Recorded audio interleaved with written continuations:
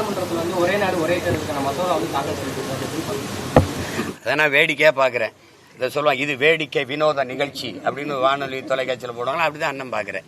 தம்பி, இதெல்லாம் ஒரு அடிப்படையில் தேச ஒற்றுமையை சீர்குலைக்கிற ஒரு முயற்சி தான். ஒரே நாடு, ஒரே ரேஷன் கார்டு, ஒரே வரி, ஒரே கல்விக் கொள்கை, ஒரே இப்ப பாருங்க மருத்துவத்தின் தரமைத்துவம், ஒரே சுகாதார திட்டம்ங்கிறாரு.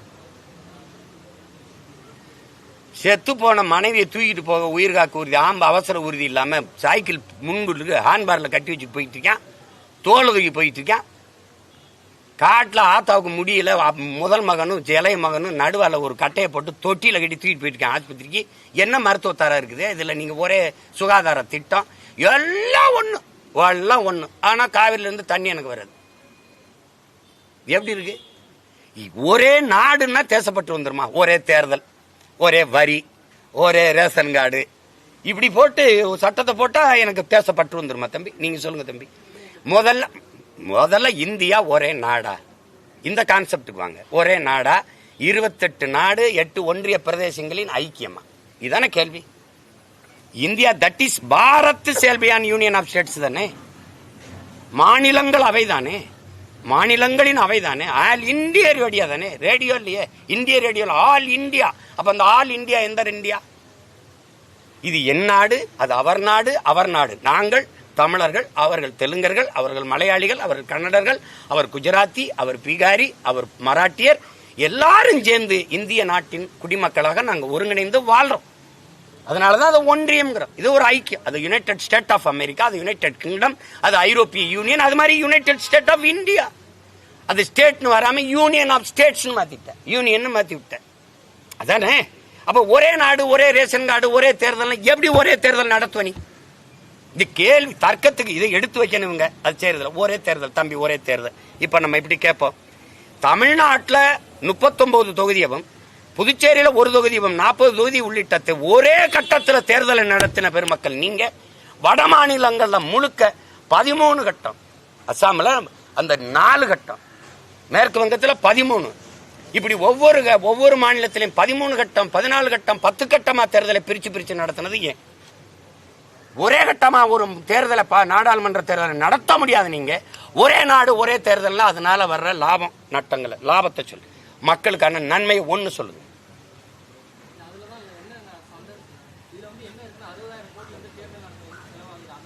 நீ என்ன அமைப்பு வச்சிருக்க? நீ 60,000 கோடி, நீ 2 தொகுதியில் எதுக்கு போட்டிடுற? 2 தொகுதியில் எதுக்கு போட்டிடுற? நீ ஒன்னு மக்களை நம்மளையா, ஒன்னே நம்மளையா? தண்ட செலவு தானே. நீ அப்புறம் ஒரு தொகுதி, நீ ஒரு பதவியில் இருக்கும்போது இன்னொரு பதவிக்கு எதுக்கு போட்டிடுற? எம்எல்ஏவா இருக்கும்போது எம்பி எதுக்கு போற? அதெல்லாம் எப்படி? இப்ப ஈரோடுல இடைத்தேர்தல் வருமா வராதா? வரும். இப்ப என்ன பண்ணணும்? அமைப்பு மாற்றம், அடிப்படை அமைப்பு மாற்றம்னா இந்த சிஸ்டர் ராங்கா இருக்கு, சேஞ்ச் பண்ணணும்னு சொல்றாங்கல்ல, அது என்னது? இப்ப ஐயா ஈவி.கே. இளங்கோவன் முதல் இடத்துல வந்தாரா? 1,30,000 வாக்குனே வச்சுக்கிறோம், தோராயம் வச்சுக்கிறோம். 2வது வாக்கு வாங்கினவே ஒருத்தர் வந்திருக்காருல்ல, அவர் 1,00,000 வாக்கு வாங்கியிருக்காரா? 1,00,000 பேர் அவர் மேல நம்பிக்கை போட்டு வாக்கு செலுத்திருக்காங்கல்ல. இப்ப இல்லைன்னா என்ன பண்ணும்? 2வது வந்த இவரை இடைக்காலத்தில் இருக்கிற ஓராண்டு அல்லது 2 ஆண்டு சட்டமன்ற உறுப்பினர் இருந்து மக்கள் பணி செய்வார். அவ்வளவுதானே. செலவு மிச்சம், நேரம் மிச்சம், வலுக்கட்டாயம் ஒரு தேர்தல் திணிப்பு இல்ல. அப்படித்தானே மாத்திக்கணும். நீங்க இதுல எல்லாம் செலவு எப்படி செலவாகும்? இந்த தேர்தலுக்குன்னு ஒதுக்குற நிதியை தானே செலவு பண்ணுவீங்க. அது போக தனியா செலவு பண்றீங்களா? எப்படி? இப்படி கேட்போம். இப்ப ஐயா மோடி அவருடைய ஆட்சி, ஐயா சந்திரபாபு நாயுடு, நிதிஷ்குமார் 2 பேர் தயவுல தானே இருக்குது. ஒருத்தர் விலகிட்டாரு, ஆட்சி கலையுமா கலையாதா? கலைஞ்சிரும். இப்ப பாராளுமன்றத்துக்கு மட்டுமா? மொத்த நாட்டையும், மாநிலங்கள் எல்லா ஆட்சியும் கலைச்சிட்டு மறுபடியும் மொத்தமா தேர்தல? கேட்கறதுக்கு பதில் சொல்லுங்க. இப்போ எங்க ஐயா இறந்துட்டாங்க, ஈவி.கே. அந்த தொகுதிக்கு மட்டும் தேர்தலா? மொத்தமா கலைச்சிட்டு மொத்தமா தேர்தலா? இது தேவையில்லை தம்பி, தேவையில்லை. திருப்பதி சொல்லுங்க, வேலையே இல்லாத தையல்காரர் என்ன பண்ணுவாரு? சும்மா தானே இருக்கேன், யானைக்கு டவுசர் தப்பம்னு தப்பாரு அவரு. அந்த கதையா? நீ உனக்கு எதை பத்தி கவலை இருக்கு? உனக்கு நீ எதை பத்தி கவலைப்பட்டிருக்க? நீ ராமர் கோயிலை கட்டிக்கிட்டு கொஞ்ச நாள் அழுத, கட்டி முடிச்சாச்சு. அதே முழுக்க கட்டல ஒழுகுது. இருந்ததாவது நல்லா இருந்தது, இப்ப ஒழுகுது. உள்ள இருக்க குருமார்கள்லாம் கத்துறாங்க, என்னையோ ஒழுகுதியான்னு. முழுக்க முடிக்கல, மேல செட்டை போட்டு அப்படி திறந்து விட்டு போயிட்டீங்க. இப்ப யாராவது உங்க மனசார்ந்த சொல்லுங்க, ஜெய் ஸ்ரீராம் கோஷம் போடுறாங்களா? ஏன்? மார்க்கெட் இல்ல. மார்க்கெட்ல அதை ஹீரோ வச்சு யார் நம்பி படம் எடுப்பா? இப்ப இல்ல, அவருக்கு இல்ல. கடவுளை உங்களுக்கு நீங்க கட்சி தலைவராக்கி பிள்ளையார பொதுச் செயலாளராக்கி வச்சிருந்தீங்க. நீங்க உங்க கட்சி ப்ராப்பர்ட்டி ஆக்கி வச்சிருந்தீங்க. இது மாதிரி கொடுமை உலகத்தில் இருக்கா தம்பி? பிஜேபிக்கு மட்டும்தான் ராமரா? பிஜேபிக்கு மட்டும்தான் பிள்ளையார், மற்றவனுக்கு இல்ல. அது பிஜேபியில் இருக்கிற மட்டும்தான் ராமர் படைச்சு காத்தாரு, மற்றவெல்லாம் விட்டு போயிட்டாரா? இல்லை எப்படி? நீ ஏன் கைவிட்டாப்போ? அந்த இடத்துல அகிலேஷன் ஒருத்தன் வந்தான், ஒரு தாழ்த்தப்பட்ட ஒரு மகனை தூக்கி பொது தொகுதியில போட்டு ஒரே அடி அடிச்சு தோக்கடிச்சுட்டு போயிட்டான். அதுக்கப்புறம் ஜெய் ஸ்ரீராம் முடிஞ்சு போச்சு. ஏன்னா மார்க்கெட் இல்லை அவருக்கு. இப்ப ராமரை சொல்லி அந்த இடத்துல ஓட்டு வாங்க முடியல. அவர் கோயில் கட்டின இடத்துல எவ்வளவு வழி இருந்தா ராமர் அந்த இடத்துல தோக்கடிப்பாரு. டே என்னை வச்சு என்னோட சேட்டம் வெறுத்துட்டாப்ல. வெறுத்து இதே வேலையா திரியலான்னு ஒழிச்சு. இப்ப ஜெய் ஸ்ரீராம் கிடையாது, இப்ப ஜெய் பூரி ஜெகநாத், ஜெய் ஜெகநாத். திடீர்னு இங்க வர்றது வேலை தூக்குறது, திடீர்னு அங்க வர்றது ஐயப்பனை தூக்குறது. இதுவா தம்பி? கோயிலை விட்டு வாங்க குடிசைக்கு. சாதி மதத்தை பேசி, சாமியை பத்தி பேசி, பூமியை பத்தி கவலைப்படாத இவ்வளவு பிரச்சனை. பருவநிலை மாற்றம், புவி வெப்பம், இதெல்லாம் எங்கிருந்து வருது? நீ கிளீன் இந்தியா கொண்டு வந்த, கிளீன் இந்தியா ஏன் கொண்டு வரல? நீங்க ஏன் கொண்டு வரல? கிளீன் இந்தியால எல்லாம் கிளீன் ஆயிடுச்சா தம்பி? பிரதமர் பேசுறாரு தம்பி, பிளாஸ்டிக் இல்லாத நாட்டை நம்ம உருவாக்கணும்னு. அதை நாங்க பேசலாம், நீங்க செய்யணும். செயல்படுத்தல இடத்துல இருக்கிற ஒருத்தரும் நம்மள மாதிரி பேச கூடாதுல்ல.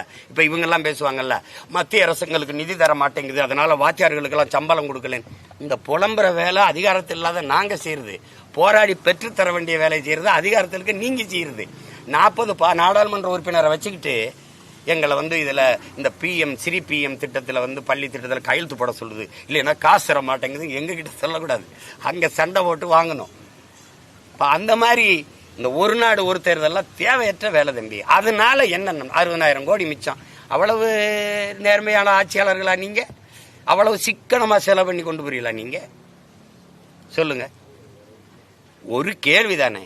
சரக்கு மற்றும் சேவை வரியால் ஒரு ஆண்டுக்கு எவ்வளவு வருவாய் பெருக்கம் வருது? நிதிநிலை அறிக்கையில காட்டுங்க. நாடெங்கிலும் பெறப்பட்ட சரக்கு மற்றும் சேவை வரி, ஜிஎஸ்டி வரியால இவ்வளவு வருவாய் பெருக்கம் வருதா நாட்டுக்கு?